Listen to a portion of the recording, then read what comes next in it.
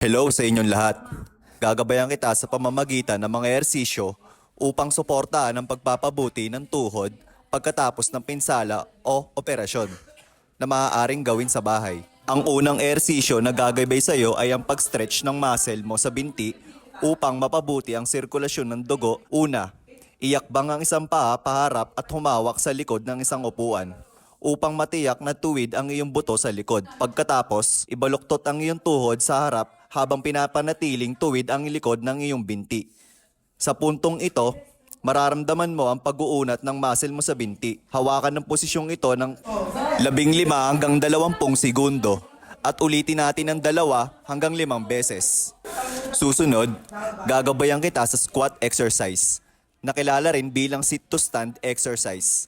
Sa paunang posisyon, ang iyong mga paa ay dapat na magkasing lapad gaya ng iyong balikat at ang iyong mga paa ay dapat na magkahilera o pantay sa bawat isa sa dalawang tuwid na linya.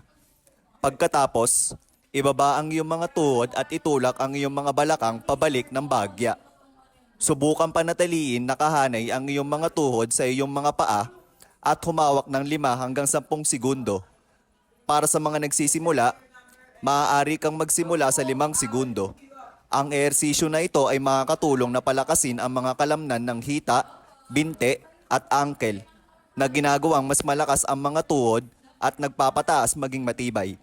Maaari kang gumawa ng 5 hanggang 10 repetisyon bawat set at ulitin para sa mga 3 set. Gagabayan kita sa pamamagitan ng hamstring stretch exercise. Ibaluktot ang isang binti, iangat ang kabilang binti patungo sa direksyon sa taas habang ginagamit ang 2 kamay upang hawakan sa ilalim ng kasukasuhan ng tuhod. Subukan panatiliin maigpit ang tuhod at pagkatapos ay hilahin ito palapit sa iyong katawan. Kung maaari, ibaluktot ang angkel na nakataas na binti, humawak ng 15 hanggang 20 segundo. Pagkatapos ay magpahinga at ulitin sa kabilang binti. Susunod, palalakasin natin ang mga kalamnan. Una, gusto kong tumuon sa quadriceps. Ibaluktot ang isang binti at itaas ang kabilang binti. Hawakan ito ng 5 segundo. Pagkatapos ay magpahinga. Ulitin ang bawat paggalaw ng 5 hanggang 10 beses para sa 3 set. Susunod, ang ehersisyo upang palakasin ang mga kalamnan ng balakang at hita ay nakakatulong din na mapabuti ang katatagan ng tuhod, na ginagawang mas matatag ang mga kasukasuan at nakakapagdala ng maraming timbang. Humiga sa isang tabi. Panatiliin tuwid ang iyong katawan. Iangat ang taas na binti sa humigit kumulang 120 degrees. Hawakan ng 5 segundo. At pagkatapos ay magpahinga. Ulitin ng 5 hanggang 10 beses at magsagawa ng mga 3 set.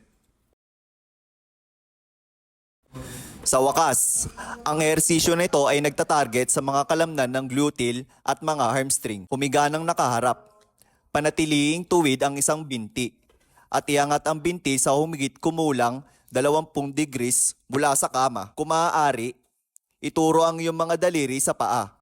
Humawak ng halos 5 segundo, pagkatapos ay magpahinga. Ulitin ng 5 hanggang 10 beses bawat set at magsagawa ng 2 pang set. Ginabayan ko lang kayo sa ilang mga pagsasanay para sa rehabilitasyon ng tuhod. Gayunpaman, kung sa panahon ng proseso ng paggamot ay nakakaranas ka ng pananakit o kakulangan sa ginhawa sa lugar ng tuhod, dyan, dapat kang bumisita sa isang klinika upang kumonsulta sa isang espesyalista para sa mga detalyong payo.